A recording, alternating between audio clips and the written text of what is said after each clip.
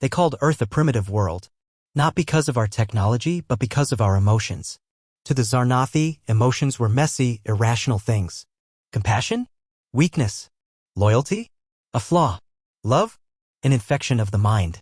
That's why, when the Galactic Coalition first encountered Earth's animals, creatures we called pets, they found the entire concept absurd.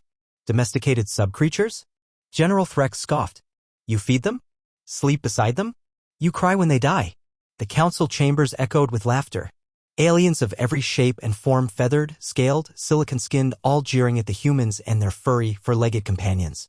One dog, however, did not laugh. His name was Baxter, a genetically enhanced German shepherd trained in Earth's elite search and rescue division. But to Captain Lena Hart, he wasn't just a soldier or asset. He was family. And when Lena was deployed to aid a civilian evacuation on the remote colony of Varela 9, Baxter went with her. Not as equipment, as her partner. The attack came without warning. Pirates from the shattered Korthan Empire ambushed the colony during a sandstorm, slaughtering settlers and soldiers alike. Lena was separated from her squad, gunned down in the desert outskirts. Her body lay motionless, half buried in the sand, beacon silent.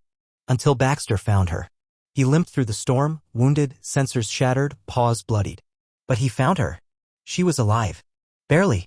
With a shattered comlink and no air support, no one expected a mere animal to survive the wastelands, let alone carry a dying human officer back through enemy lines. But Baxter wasn't mere. He was human enough to understand pain, loyal enough to defy death, and angry enough to remember every face that hurt her. The Galactic Coalition recovered the incident footage days later, data extracted from drone wreckage scattered near the colony ruins. No one could believe what they saw.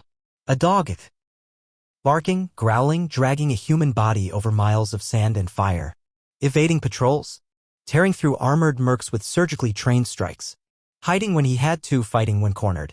Waiting for the cover of dark, the winds, the noise, before he struck again. One by one, the pirates disappeared. One throat at a time. They tried to shoot him. They missed. They set traps. He outsmarted them. They laughed. And then they screamed. When Lena finally opened her eyes in the field hospital, she was weak, bruised, and confused. But Baxter was there, curled at her feet, tail thumping. Covered in blood that wasn't his. He had protected her, carried her, saved her. When the Coalition Council reviewed the incident, the laughter was gone. Silent jaws. Trembling mandibles. They replayed the clip where one mercenary shouted, "It's just a dog." Only to be tackled seconds later, his gun torn from his hands, neck crushed beneath fangs honed by centuries of evolution and loyalty. The council no longer saw a pet. They saw a guardian. A warrior. A creature that killed not for conquest or profit but because someone dared harm what he loved. General Threx, who once laughed the loudest, now shifted uneasily in his seat. "Have we underestimated these creatures?" one delegate whispered. "No," replied the human ambassador. "You underestimated what they're capable of when you hurt one of us." The footage ended with a final image, Baxter standing over Lena's unconscious body, teeth bared at a drone flying too close. His eyes, not animal, not human. Something in between. Something terrifying. Aftermath. Within weeks, Coalition policy shifted. New protocols were issued. Do not engage domestic Terran companions. Do not separate human units from bonded creatures. Above all, never ever threaten a human in the presence of their pet. Because now the galaxy understood a truth Earth had known all along. To hurt a human is to call down wrath. But to hurt their dog is to summon war.